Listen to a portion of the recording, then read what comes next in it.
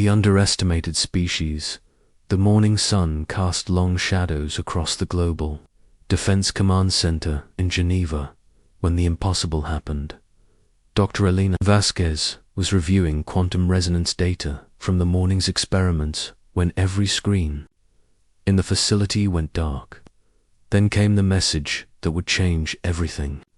Citizens of Earth, the voice was cold, mechanical, and spoke in perfect English across every communication device on the planet. I am Commander Thrix of the Corthony Empire. Your world has been selected for integration into our domain. You have 48 hours to surrender unconditionally. Alina dropped her coffee mug, watching it shatter on the laboratory floor. Through the reinforced windows, she could see them now, massive ships materializing in Earth's atmosphere like storm clouds made of metal and energy. Each vessel stretched across the sky for miles, their surfaces reflecting an unnatural darkness that seemed to absorb light itself. Captain Torres Blake burst through the laboratory doors, his uniform disheveled from running. Dr. Vasquez, we need your quantum analysis team in the command center immediately. These things just appeared out of nowhere. Alina grabbed her tablet and rushed after him. The command center had transformed into chaos.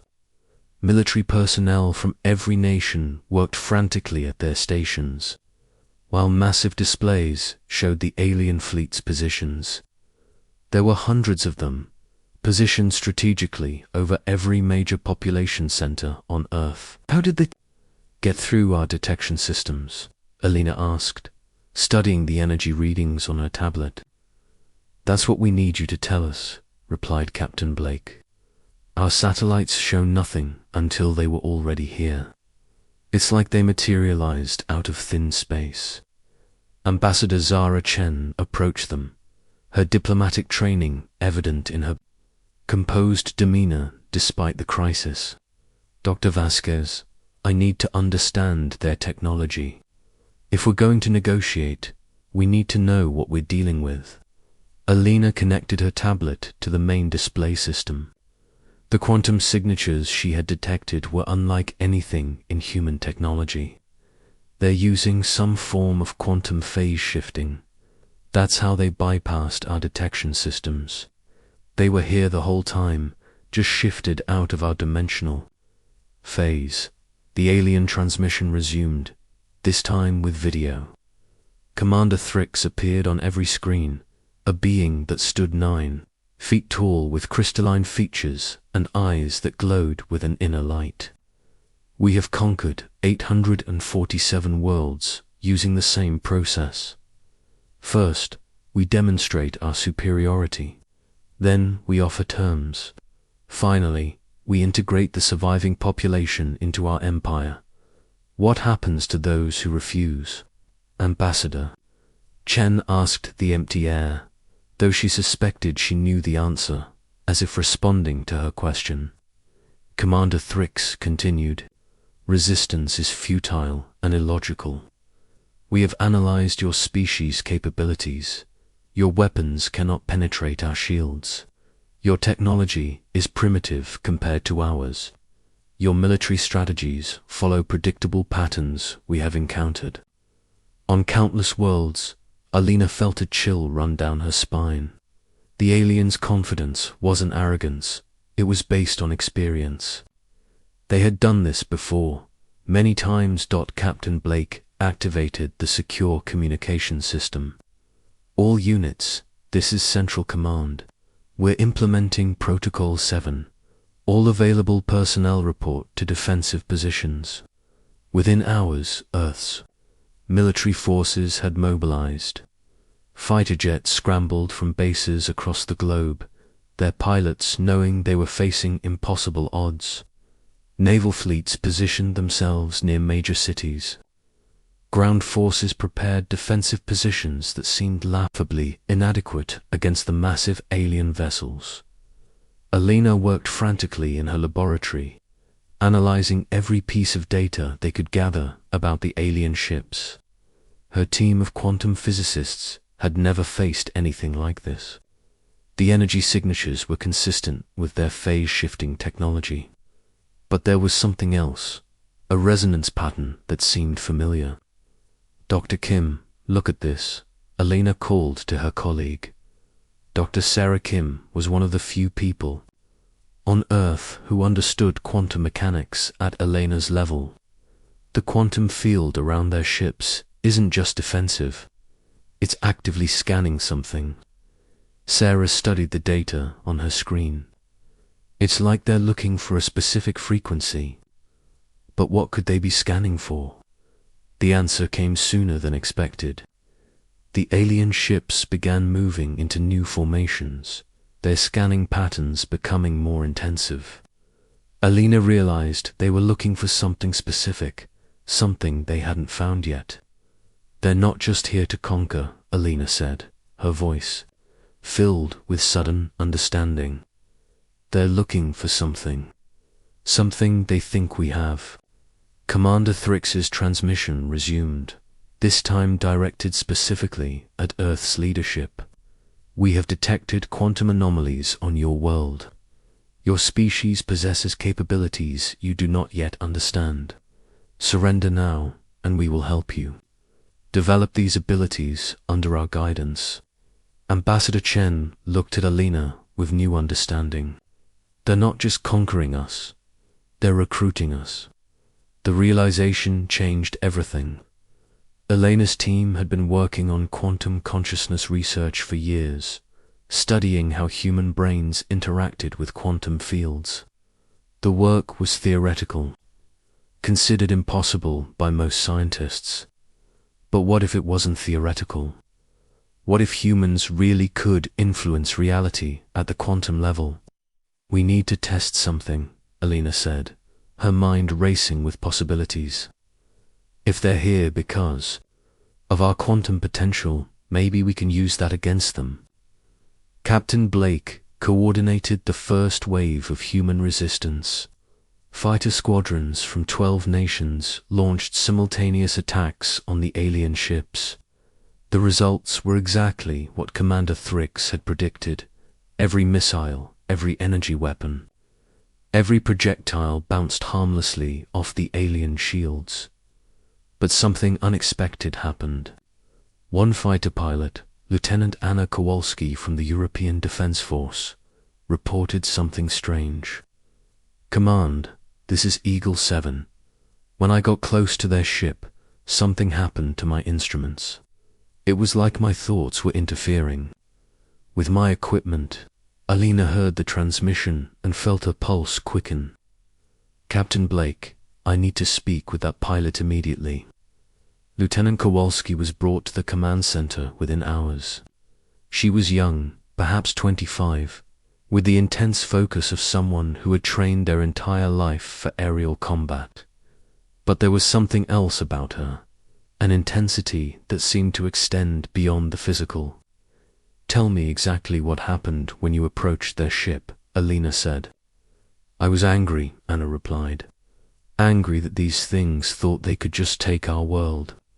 And when I got close, my targeting systems started acting up, but not malfunctioning.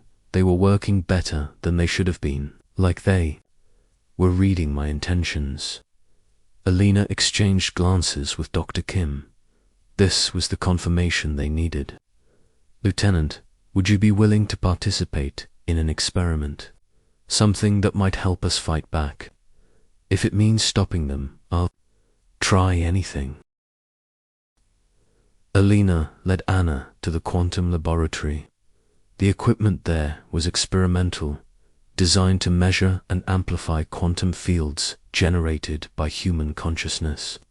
Most scientists considered it pseudoscience, but Elena had been getting results that suggested otherwise. "I want you to sit here and think about protecting Earth," Elena said, attaching sensors to Anna's temples. "Think about everyone you want to save. Feel that protective instinct as strongly as you can." Anna closed her eyes and focused. Elena watched the quantum field detectors with growing excitement. The readings were off the charts. Anna was generating a quantum field that was actually measurable. Now, Alina said, I want you to direct that feeling toward the alien ship over Geneva. Picture your protective instincts reaching out to interfere with their systems. Anna concentrated harder, her face showing the strain of mental effort. The quantum amplifier began to hum, and suddenly alarms started going off throughout the command center. Dr. Vasquez, Captain Blake's voice crackled through the intercom. Something's happening to the alien ship.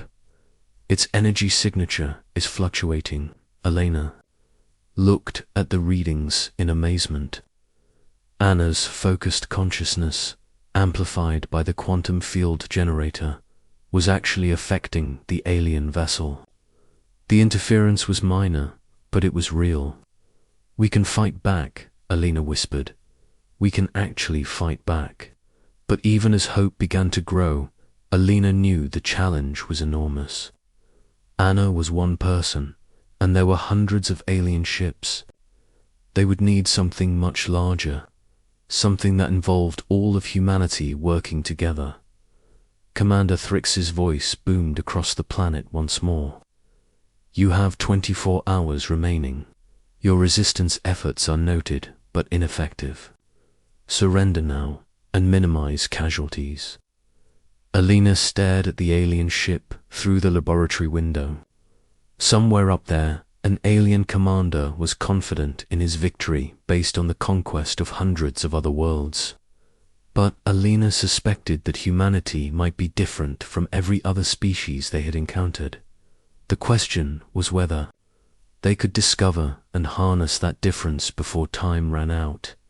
As night fell over Geneva, Alina worked with renewed purpose. She had found humanity's weapon, the one thing the aliens hadn't expected.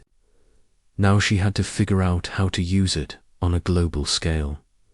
The quantum gambit with less than 24 hours until the alien deadline. Elena's laboratory had become the center of the most ambitious project in human history. Scientists, engineers, and military personnel worked around the clock to build what Alina was calling the global quantum network. The theory is sound, Alina explained to the assembled world leaders via holographic conference. Human consciousness generates quantum fields that can interfere with the aliens' technology. We've tested it on a small scale and confirmed it works. But to affect their entire fleet, we need every human on Earth to participate simultaneously. President Martinez of the Americas looked skeptical. Dr. Vasquez, you're asking us to coordinate 8 billion people in a meditation exercise to fight alien invaders. How do we even begin to organize something like that? Ambassador Chen leaned forward. We use every communication system on the planet. Television, radio, internet, mobile networks. We reach everyone simultaneously and give them simple instructions. But will it work? Asked Prime Minister Okafor of the African Union. Even if everyone participates, will it be enough? Alina looked at the data one more time. The quantum field generated by Lieutenant Kowalski affected one ship. 8 billion people, all focused on the same goal, should generate a field powerful enough to disrupt their entire fleet. The mathematics support it. Dr. Kim was working feverishly to complete the quantum amplification network. They had built relay stations on every continent, each one designed to amplify and focus the quantum fields generated by human consciousness. The engineering challenge was staggering, but humanity had never been more motivated. Amplifiers are online, Dr. Kim reported. We have coverage for 97% of Earth's population. The remaining 3% are in areas where we couldn't establish relay stations in time. Captain Blake coordinated the military aspects of the operation. All defense forces are in position. When the quantum field activates, will have conventional weapons ready to exploit any vulnerabilities in their shields. General Marcus Ribera, the Global Defense Coordinator, studied the tactical displays. Dr. Vasquez, we need to understand the timing. How long will the effect last? That's the unknown variable, Alina admitted. The quantum field will be strongest during the initial focus period, but maintaining it will require sustained concentration from billions of people. We might have anywhere from minutes to hours. Lieutenant Anna Kowalski had become Elena's primary test subject, helping to refine the process. Dr. Vasquez, when I focus on protecting people, the effect is strongest. But when I think about attacking the aliens, the field becomes unstable. Alina nodded. That's consistent with our findings. The quantum field responds to protective emotions more than aggressive ones. We need to frame this as protecting Earth, not attacking invaders. With 12 hours until the deadline, Elena's team began the most complex communication effort in human history.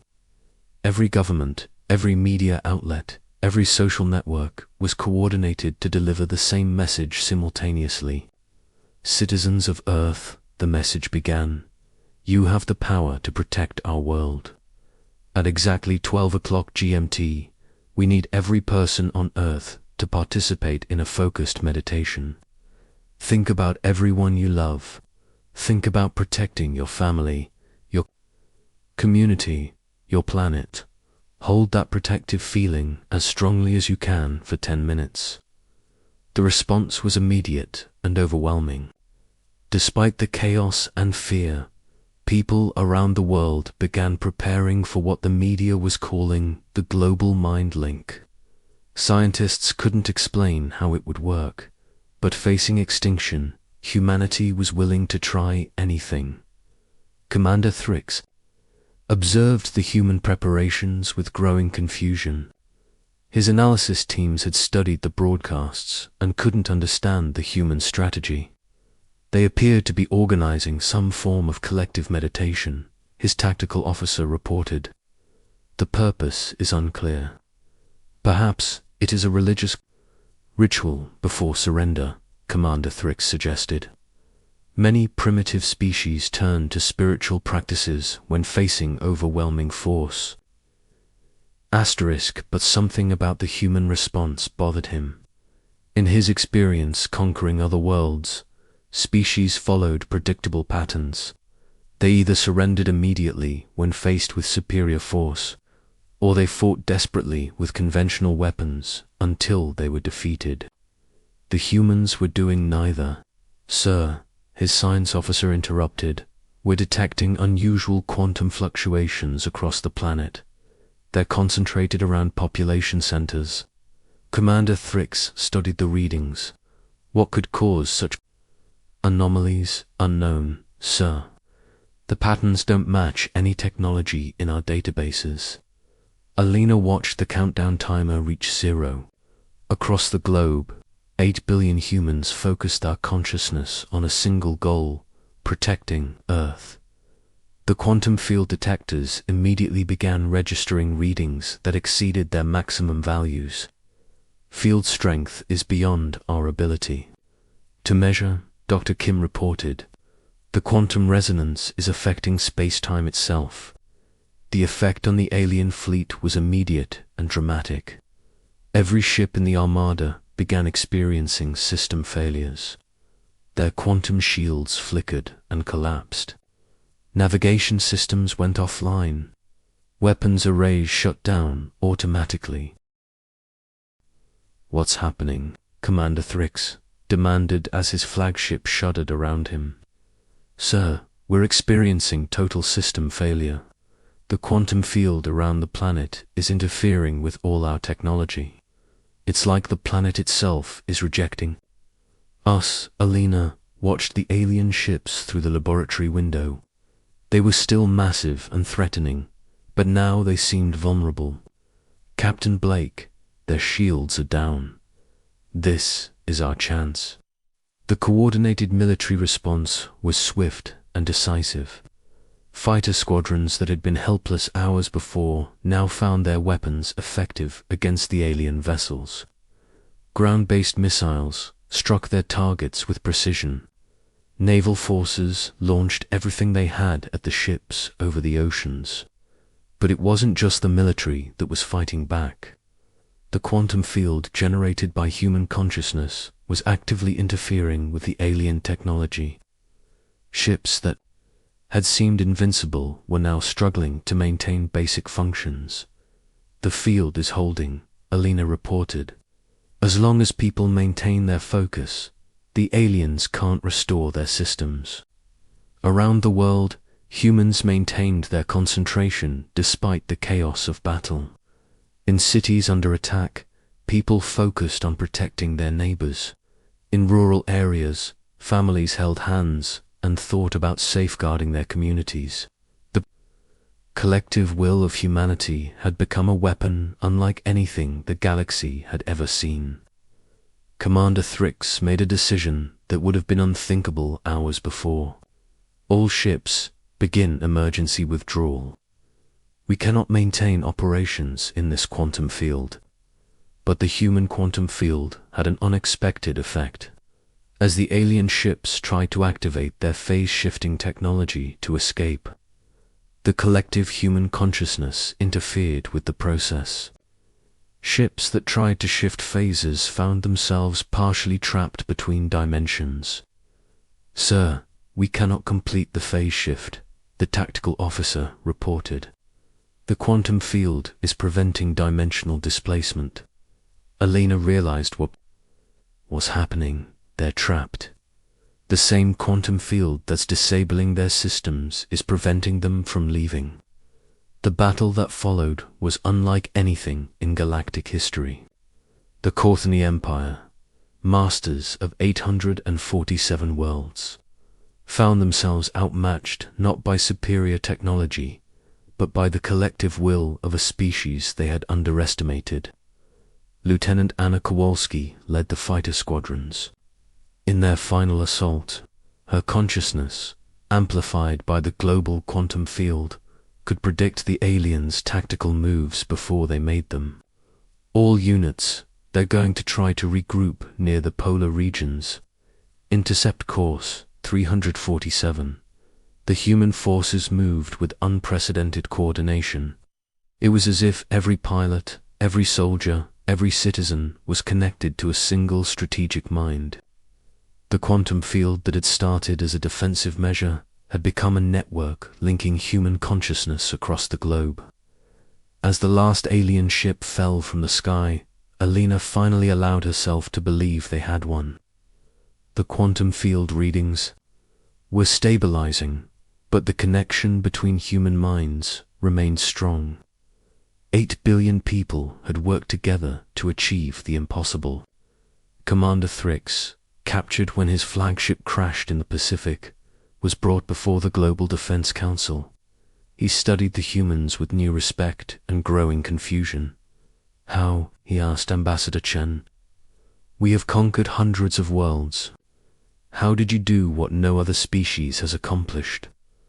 Alina stepped forward. "Because you made the same mistake with us that you made with every other species. You assumed we were the same as everyone else. But humanity's greatest strength isn't our technology or our weapons. It's our ability to work together when everything seems hopeless." Commander Thrix processed this information. "Your species achieved quantum consciousness resonance on a global scale. Such a thing should be impossible. Maybe for other species," Alina replied. "But humans have been dreaming of unity for thousands of years. When we finally had a reason to achieve it, we discovered we were capable of something even we didn't believe possible." As Earth began to rebuild, the quantum network that had saved the world remained partially active. Humans found they could still sense each other's thoughts and emotions faintly, creating a connection that transcended language and cultural barriers.